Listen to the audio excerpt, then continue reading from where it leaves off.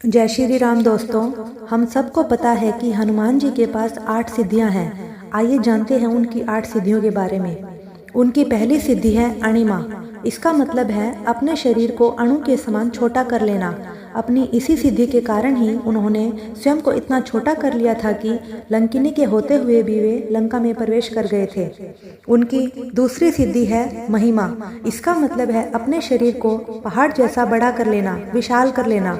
अपनी इसी सिद्धि के कारण ही समुद्र पार करते समय जब सुरसा नामक राक्षसी उनके सामने आई, तब उन्होंने अपना आकार पहाड़ जैसा विशाल कर लिया और समुद्र पार कर गए। उनकी तीसरी सिद्धि है गरिमा। इसका मतलब है अपने शरीर को बहुत भारी कर लेना कि कोई उनको उनकी इच्छा के विरुद्ध हिला ना सके। महाभारत के समय जब भीम को अपनी ताकत पर घमंड होने लगा, तब हनुमान जी ने बूढ़े वानर का रूप लेकर उनके सामने बैठ गए और 10,000 हाथियों जैसी ताकत होने के बावजूद भी भीम उनकी पूंछ हिला ना सके और इस तरह से हनुमान जी ने भीम का घमंड तोड़ दिया। उनकी चौथी सिद्धि है लघिमा। अपने शरीर को हवा जैसा कर लेना या रुई जैसा हल्का कर लेना।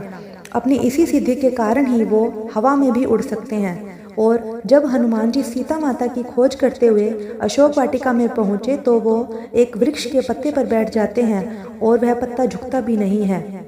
उनकी पांचवी सिद्धि है प्राप्ति। मन चाही वस्तु प्राप्त कर लेना और सभी पशु पक्षियों जीवों की बातें समझ लेना। अपनी इसी सिद्धि के कारण ही जब सब लोग माता सीता की खोज कर रहे थे, तो उन्होंने पशु पक्षियों के संकेत समझकर श्री राम जी को बताया था। उनकी छठी सिद्धि है प्राकाम्य। इसका मतलब है कि हनुमान जी बिना रोक टोक के कहीं भी प्रवेश कर सकते हैं, चाहे वो पृथ्वी हो, आकाश हो या पाताल हो। जब अहि रावण श्री राम को और लक्ष्मण को पाताल लोक में उठाकर ले गया था, तब हनुमान जी ने ही पाताल लोक जाकर उनकी रक्षा की थी। उनकी सातवीं सिद्धि है इशितव। इसका मतलब है ईश्वर के समान नेतृत्व करना और किसी को भी जीवन दान देना। युद्ध के समय इतनी बड़ी वानर सेना का नेतृत्व करके उन्होंने अपनी इसी सिद्धि का प्रमाण दिया था और लक्ष्मण जी की जान बचाने के लिए जड़ी बूटी लेकर आए और उनकी जान बचा ली। उनकी इसी सिद्धि का प्रमाण है। उनकी आठवीं सिद्धि है वशितव। इसका मतलब है अपने मन और इंद्रियों को वश में कर लेना।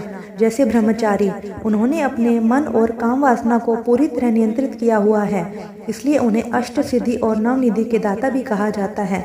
अगर आपको ये जानकारी पसंद आई हो तो कमेंट सेक्शन में जय श्री राम लिखें और ऐसी ही वीडियो देखने के लिए हमारे चैनल को सब्सक्राइब करें और वीडियो को लाइक करें। जय श्री राम।